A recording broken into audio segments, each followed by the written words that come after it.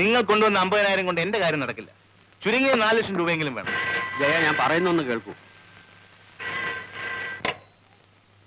Yes, ഞാനാ സത്യരാജ്. നീ എവിടുന്നാ വിളിക്കുന്നത്? നിങ്ങൾ എന്നെ കൊണ്ട് പൂട്ടിയിട്ട ഇല്ലെന്ന് തന്നെ. ഇവിടേക്ക് ടെലിഫോൺ അപ്ലൈ ചെയ്ത് വാങ്ങിക്കാൻ പ്രയാസമാണെന്നല്ലേ പറഞ്ഞത്? അത് ഞാൻ തന്നെ സംഘടിപ്പിച്ചു. എങ്ങനെ? ഞാൻ വിശ്വസിക്കില്ല. മിസ്റ്റർ, നിങ്ങളൊരു ക്രിമിനൽ ലോയർ ആണെങ്കിൽ ഞാനൊരു പക്ക ക്രിമിനലാ. എന്റെ ബുദ്ധിയെ നിങ്ങൾ അളക്കരുത്. അതുകൊണ്ടാണല്ലോ ജനം എന്നെ ആരാധിക്കുന്നത്. അതിരിക്കട്ടെ, എന്റെ കാര്യം എന്തായി? ഇവിടെ ഇങ്ങനെ കൊണ്ടുവന്ന് കുടിയിരുത്തിയതുകൊണ്ടായില്ലല്ലോ. ഉടനെ എല്ലാം ശരിപ്പെടും. ഞാൻ ഏറ്റുന്നേ. ശരി. ജയൻ, ആ എസ്റ്റേറ്റ് കണ്ടപ്പോ നിങ്ങൾ തന്നെയല്ലേ പറഞ്ഞത് വാങ്ങിക്കാൻ. അത് വിശ്വസിച്ച് ഞാൻ അവർക്ക് വാക്ക് കൊടുത്തു. അന്ന് ചാക്കോച്ച മുതലാളിയെ വെടിവെച്ച് കൊല്ലുമെന്ന് ആരെങ്കിലും കരുതിയോ? എന്റെ കാശ് അങ്ങേരുടെ കൈ പെട്ടുപോയി. ആ പാലത്തിന്റെ പണിയിലും വന്നു നഷ്ടം. എനിക്കൊന്നും കേൾക്കണ്ട. നിങ്ങൾക്ക് പണം തരാൻ നോക്കുവോ? അത് പറ. ഈ നിലയിൽ ലക്ഷങ്ങൾ തരാൻ എന്റെ കയ്യിലില്ല. 50,000 എനിക്ക് വേണ്ട.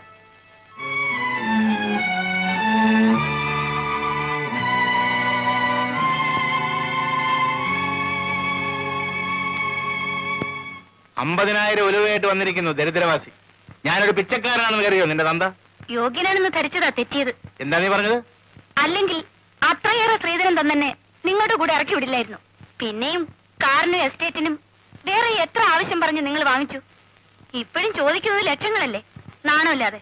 കല്യാണത്തിന് മുമ്പ് പോലീസ് ഇൻസ്പെക്ടർ കൂടെ അഴിഞ്ഞാടിയ നീയാണടി നാണം കെട്ടവൾ. എനിക്ക് കഞ്ഞിക്ക് വകയില്ലാഞ്ഞിട്ടല്ല, അതിന്റെ നഷ്ടപരിഹാരമാണ് ഞാൻ എന്റെ അച്ഛനോട് ചോദിക്കുന്നത്. ഒരു സെക്കൻഡ് ഹാൻഡിനെ എന്റെ തലയിൽ കെട്ടിവെച്ചതിനുള്ള കോമ്പൻസേഷൻ.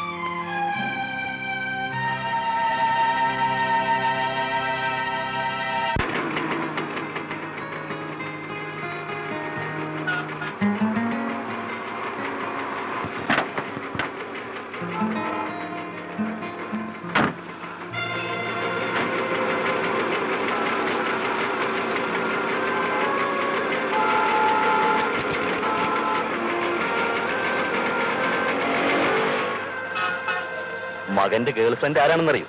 സീതയില്ലേ? ഞാനും തിരുവനന്തപുരത്ത് കൊണ്ട് കുഴപ്പമായ അവളുടെ അനുജത്തി. ചേച്ചി ജോലി എന്താണെന്ന് അറിയാമല്ലോ. വിൻസെന്റ് മകനെന്ന് ഉപദേശിക്കണം. ഈ പോക്ക് നന്നല്ല.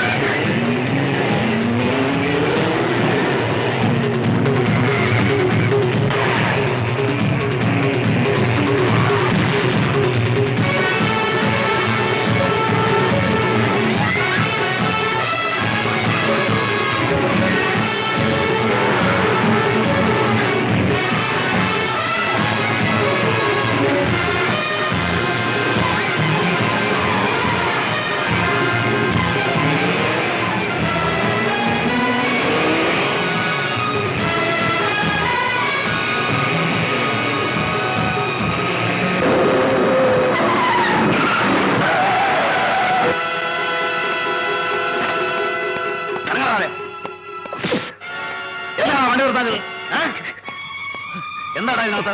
സിമന്റ് എവിടെ നിന്ന് കൊണ്ടുവരുന്നു? കൊച്ചിയിൽ. ആർക്കാണ് കൊണ്ടുവന്നേ? അറിയില്ല സാർ. അറിയില്ലേ? വണ്ടി ഇവിടെ എത്തിയ ഈ നമ്പർ വിളിക്കാനാണ് സാർ പറഞ്ഞത്. 74584 ഇവിടത്തെ ഫോൺ നമ്പറാണോ? അതെ.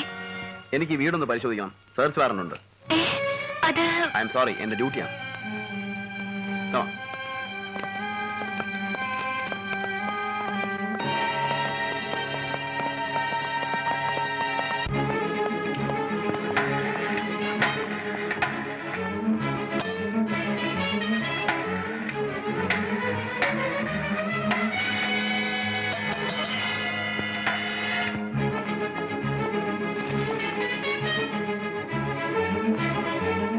Hello, advocate ജയചന്ദ്രനുണ്ടോ?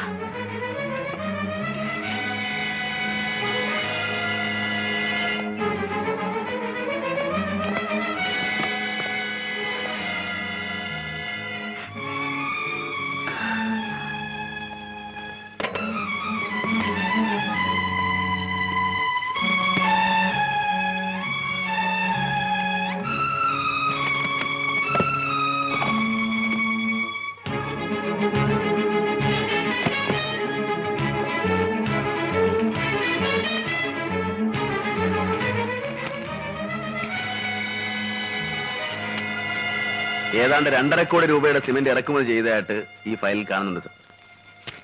ഒരു ധർമ്മസ്ഥാപനത്തിന്റെ പേരിൽ ഇറക്കുമതി ചെയ്ത ഈ സിമന്റ് അത്രയും സ്വകാര്യ ഏജൻസികൾക്ക് ബ്ലാക്കിൽ വിറ്റതായും രേഖയുണ്ട്. ചാക്കോച്ചന്റെ കൊലപാതകവുമായി ഈ ഇടപാടുകാർക്ക് ബന്ധമുണ്ടെന്ന് സൂചിപ്പിക്കുന്ന ഏതാനും എവിഡൻസുകൾ ഈ ഫയലിലുണ്ട് സർ. I see. കണ്ടിടത്തോളം അത്ര നിസ്സാരന്മാരല്ല ഇതിന്റെ പിന്നിൽ. പെട്ടെന്ന് കൈകാര്യം ചെയ്ത് അവസാനിപ്പിക്കാവുന്ന ഒരു കേസുമില്ലത്. ബാലു, ഇത് സംബന്ധിച്ച് മറ്റു വല്ല റെക്കോർഡുകളും തന്റെ കയ്യിലുണ്ടോ? ഇല്ല സർ, ഞാൻ എല്ലാം ഏൽപ്പിച്ചു. ഗുഡ്. ഞാനതൊക്കെ ഒന്ന് പഠിക്കട്ടെ, എന്നിട്ട് മതി അടുത്ത നീക്കം. നിസ്സാരമായൊരു പഴുത് കിട്ടിയാൽ അവന്മാർ രക്ഷപ്പെടും. We must not allow that. Sir. അതുവരെ ഈ റാക്കറ്റിനെ പറ്റി നമ്മൾ രണ്ടുപേരും മാത്രം അറിഞ്ഞാൽ മതി. Sir. Anyhow you have done something very commendable Balu. Please keep it up. Thank you sir.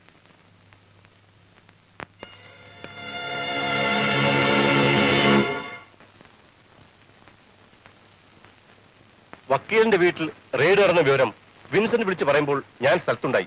ഇല്ലായിരുന്നെങ്കിലോ? That Balaram is a daredevil. മുൻപും പിൻപും നോക്കാത്ത പ്രകൃതമാണ് മനുഷ്യന്. കംപ്ലീറ്റ് റെക്കോർഡ്സിനെ ഏൽപ്പിക്കാൻ പറഞ്ഞപ്പോൾ നമ്മുടെ ഭാഗത്ത് നിന്ന് നേരെ കൊണ്ട് തന്നു. ഇനിയെങ്കിലും ഇത് ഭദ്രമായിട്ട് സൂക്ഷിച്ചു വെക്കും. ഇയാളുടെ കാര്യപ്രാപ്തി വിൻസെന്റും ചന്ദ്രാജിക്കും ബോധ്യമായില്ല. അത് കുമാർ സാർ പറയുന്നത് പോലെ ഞാൻ അടക്കട വക്കീല്. കോടിക്കണക്കിന് രൂപയുടെ തിരിമറിയ. അത് രൂപ പണയം വെച്ച മറ്റുള്ളവർ പലതും മറക്കുന്നത്. കൂട്ടത്തിൽ 5-6 ലക്ഷം കടലാസ് ഒതുക്കി വെക്കാൻ ത്രാണിയില്ലാത്ത ഇയാളുടെ ന്യായപ്രസംഗമൊന്നും കേൾക്കണ്ട.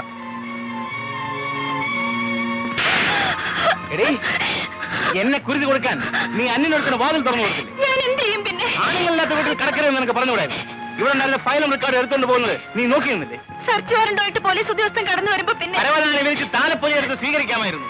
അറ്റ്ലീസ്റ്റ് നീ എനിക്കൊന്ന് ഫോൺ ചെയ്തു. പലതവണ ശ്രമിച്ചതാ, കിട്ടണ്ടേ? കിട്ടില്ല. വന്നത് പോലീസ് ഓഫീസർ മാത്രമല്ലല്ലോ, കാമുകനല്ലേ? അനാവശ്യം പറയരുത്.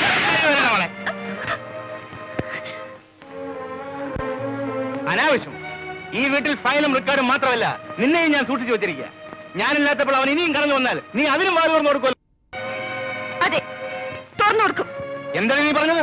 ഇനി തൊട്ടുപോലെ തന്നെ. എന്താ നിങ്ങൾ കരുതിയത്? എന്നും കാൽക്കയിലിട്ട് ചവിട്ടി അരയ്ക്കാമെന്നോ? സഹിക്കാവുന്നതിലേറെ ഞാൻ സഹിച്ചു. ഇനി വയ്യ. തരം കെട്ടിയാൽ അന്യപുരുഷന് വാതിൽ തുറന്നു കൊടുക്കുന്നവളാണ് സ്വന്തം ഭാര്യ എന്ന് കരുതുന്ന നിങ്ങൾ.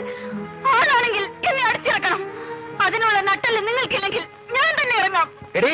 മതി, മനസ്സില്ല. എനിക്കിനി നിങ്ങളുടെ കൂടെ ജീവിക്കാൻ മടുത്തു.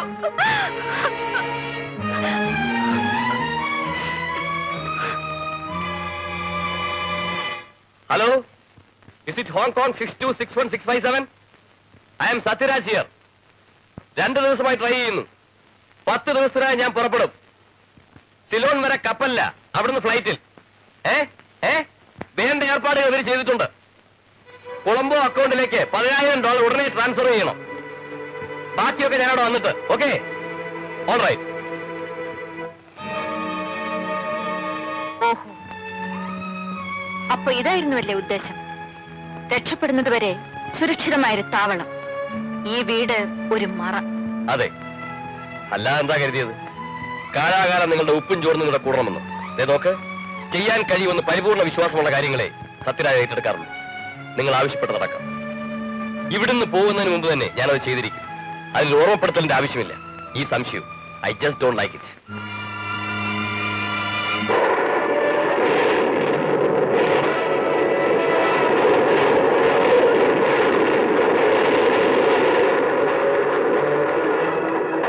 ജ്യോതി,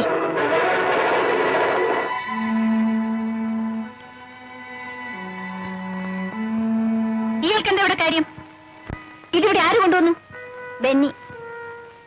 എടുത്തോണ്ട് പോടോ. കൊണ്ടുപോകാനല്ലേ, ഞാനിത് ജ്യോതിക്ക് പ്രസന്റേഷനായി കൊടുത്തതാ. തന്റെ പ്രസന്റേഷൻ? ചേച്ചി, ബെന്നി അവമാനിക്കരുത്. ഞാൻ വിളിച്ചിട്ട് എന്റെ ഗസ്റ്റ് ആയിട്ടാ ബെന്നി വന്നിരിക്കുന്നത്. ആണോ? എങ്കിലും ഉപചരിക്കണമല്ലോ. അത് ഞാനാകാം. ഞാനല്ലേ ഗൃഹനാഥ. നീ അകത്ത് പോ. ജ്യോതി, നിന്നോട് അകത്ത് പോകാനാ പറഞ്ഞത്. എനിക്ക് ഇയാളോട് അല്പം സംസാരിക്കാനുണ്ട്.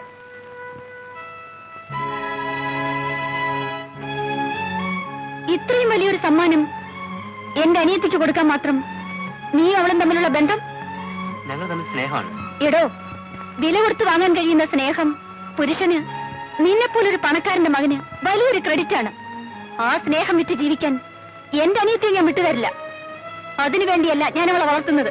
ചേച്ചി, കാര്യം കാണാനാണെങ്കിൽ ഈ പാവം പെണ്ണെന്തിന്? ഞാനല്ല ബെറ്റർ ചോയ്സ്. നിങ്ങൾ എന്നെ തെറ്റിദ്ധരിച്ചാണ്. ജ്യോതി ആ നിലയ്ക്കല്ല ഞാൻ ഇഷ്ടപ്പെടുന്നത്.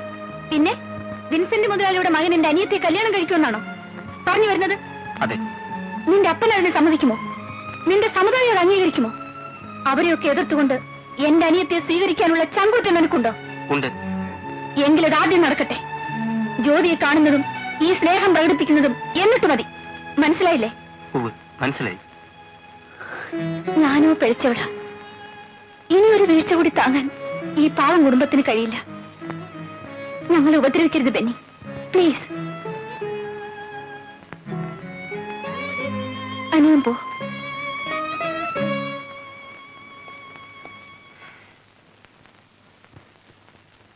മോനെ, നിനക്ക് പ്രായമായി. ഇഷ്ടപ്പെട്ട ഒരു പെൺകുട്ടിയെ നീ കല്യാണം കഴിക്കണമെന്ന് ആഗ്രഹിച്ചാൽ ആർക്കും നിന്നെ തടയാനാവില്ല. പക്ഷേ ഡാഡിയുടെ സമ്മതത്തോടെ ഈ കല്യാണം നടക്കുമെന്ന് നീ കരുതണ്ട. അവളുടെ ജാതിയും മതവും ഒന്നും എനിക്ക് പ്രശ്നമല്ല. എന്നാൽ സിറ്റിയിൽ അറിയപ്പെടുന്ന ഒരു വേശ്യാലയം എന്റെ മകന്റെ ബന്ധുവീടാകാൻ ഞാൻ സമ്മതിക്കില്ല. ജ്യോതി വേശ്യല്ലേ ഡാഡി? അവളുടെ ചേച്ചിയാണല്ലോ സീത.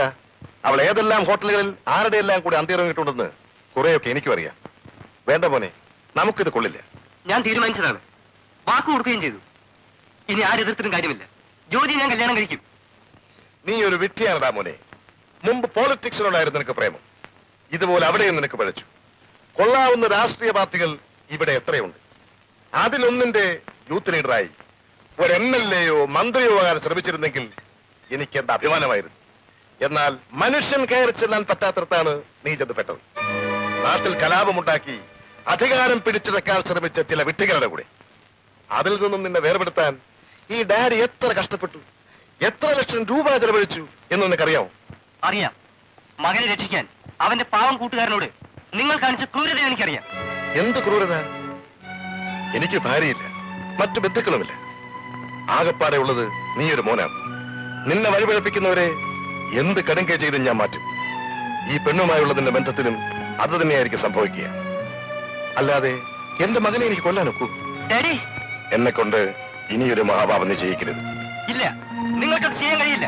എനിക്ക് ജീവനുണ്ടെങ്കിൽ ഞാനത് സമ്മതിക്കില്ല. ബെന്നി, മോനെ പറയുന്നത് മുഴുവൻ കേട്ടിട്ട് പോകും. ബെന്നി,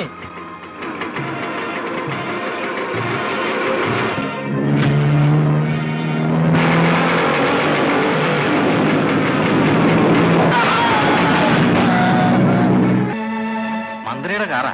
അവന്റെ ഒടുക്കത്തെ സ്പീഡ്. യെസ്. മന്ത്രിയുടെ കാർ ബൈക്കുമായി ആക്സിഡന്റ് ആയി. എവിടെ വെച്ച്? കളക്ടറേറ്റ് അടുത്ത് വെച്ച്. സീരിയസ് ആണോ? Yes sir. വണ്ടി നിർത്താതെ പോയി. എന്നിട്ട് നിർത്താതെ പോയോ?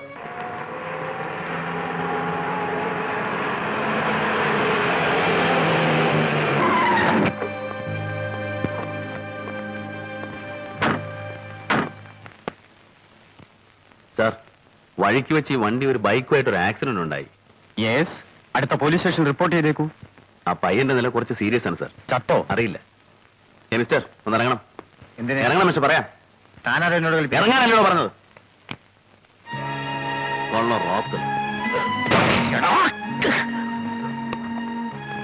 എക്സ്ക്യൂസ് മീ സാർ, ഗസ്റ്റ് ഹൗസിലേക്ക് സാറിന് പോലീസ് ജീപ്പിൽ പോവാം. ജീപ്പിലോ? സാറിന് നിയമം അറിയാമല്ലോ. ഈ വണ്ടി കസ്റ്റഡിയിൽ എടുക്കാണ്. Yes yes sir,